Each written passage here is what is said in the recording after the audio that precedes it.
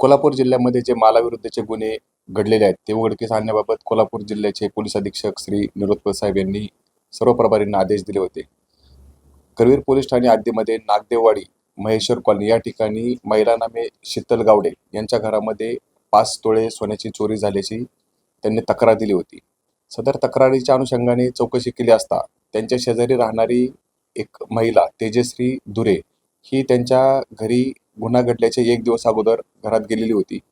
तसेच ती तक्रारदार यांना दूध आणण्याच्या कारणासाठी त्यांना बाहेर देखील घेऊन गेली होती व तसेच आम्ही सदर ठिकाणी जाऊन त्या परिसरात जाऊन शोध माहिती घेतली असता तिचा पती अवधूत धुरे व सदरची महिला तेजश्री धुरे ह्या फोन बंद करून घराला कुलूप लावून ते त्या ठिकाणावरून सोडून निघून गेले होत्या.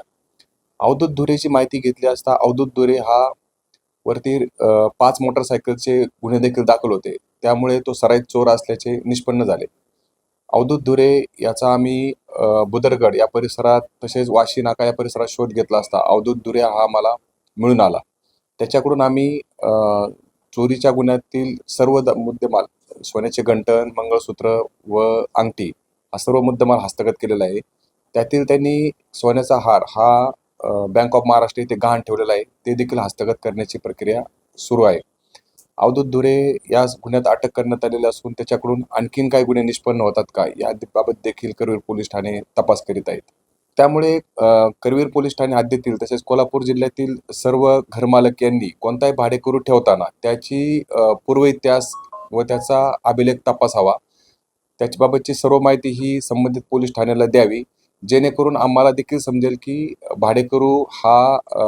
भाडेकरूचं चारित्र्य कसं आहे व तो गुन्हेगार वृत्तीचा आहे का, त्यावरून आम्हाला त्याच्यावरती देखरेख देखील ठेवता येईल. त्यामुळे भाडेकरू ठेवताना प्रत्येक घरमालकाने त्याची खबरदारी घेणे आवश्यक आहे.